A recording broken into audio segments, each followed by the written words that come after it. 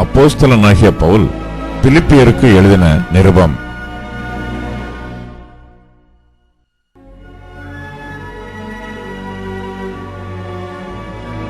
அதிகாரம் 1.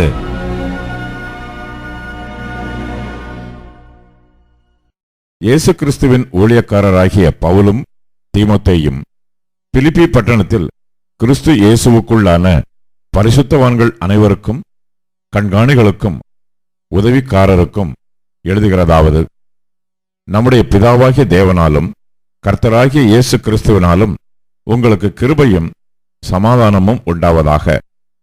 சுவிசேஷம் உங்களுக்கு அறிவிக்கப்பட்ட நாள் முதல் இதுவரைக்கும் நீங்கள் அதற்கு உடன்பட்டவர்களானபடியால் நான் பண்ணுகிற ஒவ்வொரு விண்ணப்பத்திலும் உங்கள் அனைவருக்காகவும் எப்போதும் சந்தோஷத்தோட விண்ணப்பம் பண்ணி, உங்களில் நற்கிரியையை தொடங்கினவர் அதை இயேசு கிறிஸ்துவின் நாள் பரியந்தம் முடிய நடத்தி வருவார் என்று நம்பி, நான் உங்களை நினைக்கிற பொழுதெல்லாம் என் தேவனை ஸ்தோத்தரிக்கிறேன்.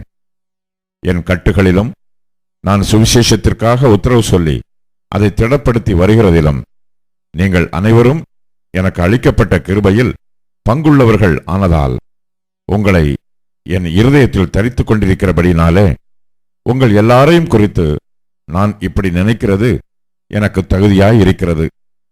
இயேசு கிறிஸ்துவின் உருக்கமான அன்பிலே உங்கள் எல்லார் மேலும் எவ்வளவோ வாஞ்சியாயிருக்கிறேன் என்பதற்கு தேவனே எனக்கு சாட்சி.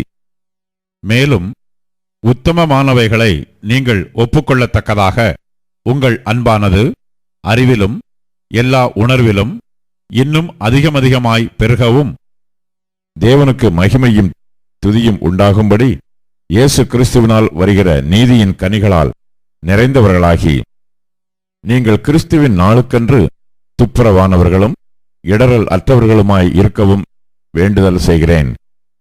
சகோதரரே, எனக்கு சம்பவித்தவைகள் சுவிசேஷம் பிரபலமாகும்படிக்கு ஏதுவாயிற்றென்று நீங்கள் அறிய மனதாயிருக்கிறேன். அரமனை எங்கும் உள்ளவர்களுக்கும் மற்ற யாவருக்கும் என் கட்டுகள் கிறிஸ்துவுக்குள்ளான கட்டுகள் என்று வெளியரங்கமாகி, சகோதரரில் அநேகர் என் கட்டுகளாலே கர்த்தருக்குள் திடன் கொண்டு பயமில்லாமல் திருவசனத்தை சொல்லும்படி அதிகமாய் துணிந்திருக்கிறார்கள்.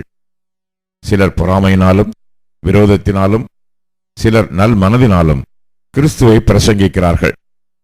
சிலர் என் கட்டுக்களோட உபத்திரவத்தையும் கூட்ட நினைத்து சுத்த மனதோட கிறிஸ்துவை அறிவியாமல் விரோதத்தினாலே அறிவிக்கிறார்கள். சுவிசேஷத்திற்காக நான் உத்தரவு சொல்ல ஏற்படுத்தப்பட்டவன் என்று அறிந்து சிலர் அன்பினாலே அறிவிக்கிறார்கள். இதனால் என்ன? வஞ்சகத்தினாலாவது உண்மையினாலாவது எப்படியாவது கிறிஸ்து அறிவிக்கப்படுகிறார். அதனால் சந்தோஷப்படுகிறேன், இன்னமும் சந்தோஷப்படுவேன். அது உங்கள் வேண்டுதலினாலும் இயேசு கிறிஸ்துவுடைய ஆவியின் உதவியினாலும் எனக்கு ரட்சிப்பாக முடியும் என்று அறிவேன். நான் ஒன்றிலும் வெட்கப்பட்டு போகாமல் எப்பொழுதும் போல இப்பொழுதும் மிகுந்த தைரியத்தோட ஜீவனாலாகிலும் சாவினாலாகிலும் கிறிஸ்து என் சரீரத்தினாலே மகிமைப்படுவார் என்று எனக்கு உண்டாயிருக்கிற வாஞ்சைக்கும் நம்பிக்கைக்கும் தக்கதாய் அப்படி முடியும். கிறிஸ்து எனக்கு ஜீவன், சாவு எனக்கு ஆதாயம். ஆகிலும் சரீரத்தில் பிழைத்திருக்கிறதினாலே என் கிரியைக்கு பலன் உண்டாயிருப்பதால் நான் தெரிந்து கொள்ள வேண்டியது இன்னதென்று அறியேன். ஏனெனில் இவ்விரண்டினாலும் நான் நெருக்கப்படுகிறேன். தேகத்தை விட்டு பிரிந்து கிறிஸ்துவுடனே கூட இருக்க எனக்கு ஆசை உண்டு. அது அதிக நன்மையாயிருக்கும். அப்படி இருந்தும் நான் சரீரத்தில் தரித்திருப்பது உங்களுக்கு அதிக அவசியம். இந்த நிச்சயத்தை கொண்டிருந்து நான் மறுபடியும் உங்களிடத்தில் வருகிறதினால் என்னை குறித்து உங்களுடைய மகிழ்ச்சி கிறிஸ்து இயேசுவுக்குள் பெருகும்படிக்கு உங்கள் விசுவாசத்தின் வர்த்தனைக்காகவும் சந்தோஷத்துக்காகவும் நான் பிழைத்து உங்கள் அனைவரோடும் கூட இருப்பேன் என்று அறிந்திருக்கிறேன். நான் வந்து உங்களை கண்டாலும் நான் வராமல் இருந்தாலும் நீங்கள் ஒரே ஆவியிலே உறுதியாய் நின்று ஒரே ஆத்துமாவினாலே சுவிசேஷத்தின் விசுவாசத்திற்காக கூட போராடி எதிர்க்கிறவர்களால் ஒன்றிலும் மறலாதிருக்கிறீர்கள் என்று உங்களை குறித்து நான் கேள்விப்படும்படி எவ்விதத்திலும் நீங்கள் கிறிஸ்துவின் சுவிசேஷத்திற்கு பாத்திரராக மாத்திரம் நடந்து கொள்ளுங்கள். நீங்கள் மறலாதிருக்கிறது அவர்கள் கெட்டுப்போகிறதற்கும் நீங்கள் ரட்சிக்கப்படுகிறதற்கும் அத்தாட்சியாய் இருக்கிறது. இதுவும் தேவனுடைய செயலே. ஏனெனில் கிறிஸ்துவனிடத்தில் விசுவாசிக்கிறதற்கு மாத்திரமல்ல, அவர் நிமித்தமாக பாடுபடுகிறதற்கும் உங்களுக்கு அருளப்பட்டிருக்கிறது.